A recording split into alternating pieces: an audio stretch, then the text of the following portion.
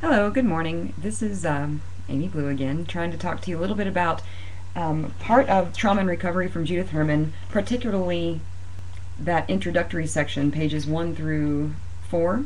And then I also want to bring in some ideas to sort of get us talking about narrative, about storytelling, about using words and using writing to heal from trauma. And I'm going to be pulling some information from a book called Shattered Subjects, Trauma and Testimony in Women's Life Writing by Suzette A. Henke, and that's Henke. I listed her on the authors list that I just provided to you on the discussion board about the final theme.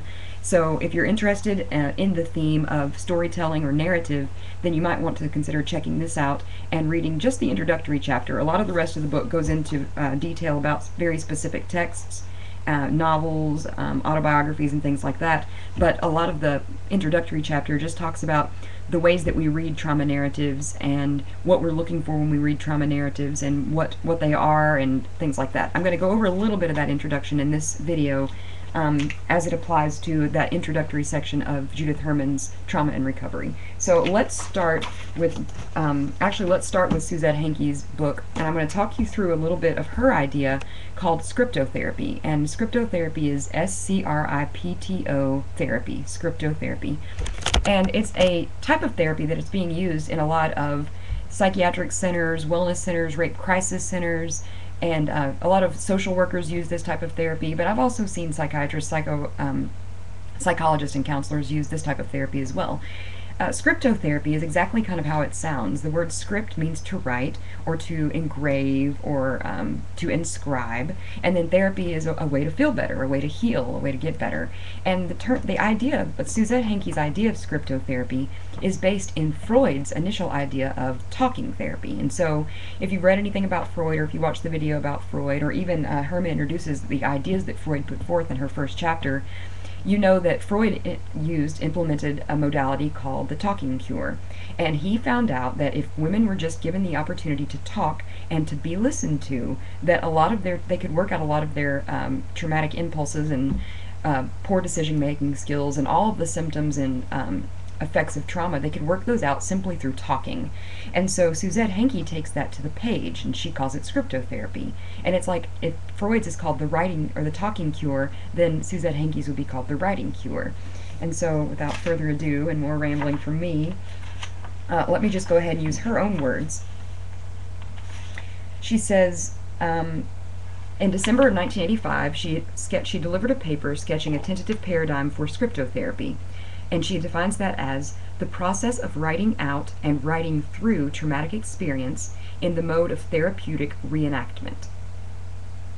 She argued that the authorial effect, or the authorial effort, to reconstruct a story of psychological debilitation could offer potential for mental healing and begin to alleviate persistent symptoms of numbing, dysphoria, and uncontrollable flashbacks.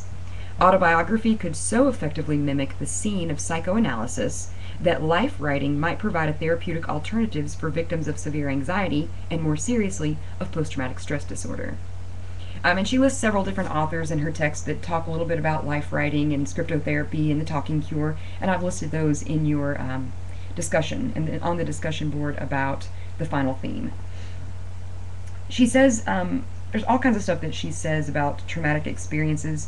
She says that her own study was an examination of the unexpected eruption of repressed tales of traumatic experience in feminist life narratives, and the ways in which modern women authors have recourse to personal testimony in working through episodes of psychic fragmentation. And so while she was reading a lot of feminist writings, a lot of feminist autobiographies, biographies, and memoirs, she started to recognize that lots of different symptoms in writing that Freud probably even recognized in the talking cure. So, hang on, my phone is making crazy noises. Okay. And so that kind of gets us right back into some of the stuff that Herman was talking about in pages 1 through 3 of her book. So I'll just start on the first page. The very first thing that she says on the introduction page is on the second paragraph, the end of the second paragraph, she says, remembering and telling the truth about terrible events are prerequisites, both for the restoration of the social order and for the healing of individual trauma, individual victims. The very next sentence, she introduces this notion of dialectic. And so I looked up the word dialectic online, And there are lots of different definitions to find dialectic. From the Princeton WordNet, I get lots of different definitions. The best two of the best ones are a contradiction of ideas that serves as the determining factor in their interaction. So a contradiction of ideas. Another definition that I'm seeing is the development of one idea or condition into another by the process of thesis, antithesis, and then synthesis. So you've got these notions of thesis, which is saying what you mean, saying what you want to say, antithesis, which is the opposite of that, and then trying to combine those two things into some sort of synthesis or some sort of synthesized meaning. There are all kinds of different definitions that I'm looking at here as I'm looking through the definitions, but the basic idea of a dialectic is a two-sided thing, either a conversation or an argument or a belief system that is constantly trying to weigh itself against the other and reach some sort of organized synthesis. And so throughout this first little section here, introduction of Judith Herman's book, I recorded five or six here different dialectics that she's talking about. And so the first dialectic, or the first set of symptoms that trauma victims tend to bounce back and forth between, is the feeling of numbness and the reliving of the event. So there will be a period of time where a traumatized person will feel completely numb, like there are no feelings, there are no emotions. Perhaps they'll go into saying things like, there is no joy, I can't find pleasure, I can't find excitement. It's just a feeling of numbness. It's just absolutely numb. And then the other side of that dialectic is reliving the event, which is an overload of feelings, an overload of emotions, and an overload of sensations. So you've kind of got the opposite, two opposite things happening: numbness and then sensation or sensory overload. And what's going on with a traumatized person is they're constantly going back and forth between these two, sometimes so fast that you can't even see the movement anymore. And that's one of their dialectics. Another dialectic that a trauma victim or a trauma survivor might go through is the dialectic between present and past. And so a lot of the times when you're reading, for example, trauma narratives or listening to traumatized people talk, you'll hear them bounce back and forth from past to present, and sometimes even in the future.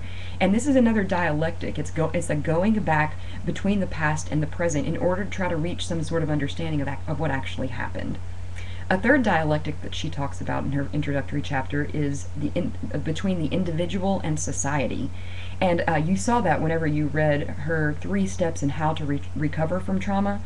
The first one was, the stages of recovery was to establish safety. The second one was to reconstruct the narrative or the story of trauma. And the third was to restore connections between the survivor and his or her community. So this dialectic between the individual and society is a very important one. We oftentimes think that if the individual, him or herself, heals, then they'll be able to merge right back into society. But if society is not interacting with this trauma survivor, then the dialectic cannot become complete. So there has to be a willing interaction between the trauma survivor and his or her society or community before that synthesis is able to take place. So that's another dialectic that the trauma survivor is involved in. You've got feeling of numbness and overly sensation. I don't know what I'm saying. That's a terrible way to put it. Feeling numb and having too many sensations. Then you've got the present and the past dialectic. Then you've got the individual and the society dialectic. And there are 3 more that she points out just in the first 3 pages of this either-or dialectic that she's talking about, that trauma patients often jump back and forth between. The fourth one is between survivor, the dialectic between the survivor and the witness or the listener to the survivor. In this case, it would be the reader, since we're reading Dorothy Allison and all these poems. There's definitely a dialectic or a negotiation of meaning making between the survivor of trauma and the person who is listening to that trauma, because the survivor of that trauma really wants only for the listener to understand and to grasp what's being said. But as we've already said, that survivor is jumping back between past and present, between too much sensation and not enough sensation, between themselves and the community they're a part of. And so you necessarily get all of this crazy fragmentation when you're listening to a traumatized person tell their story.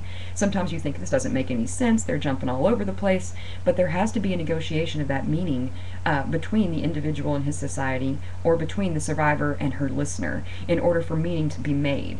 In other words, it's really difficult for a survivor to make meaning his or herself.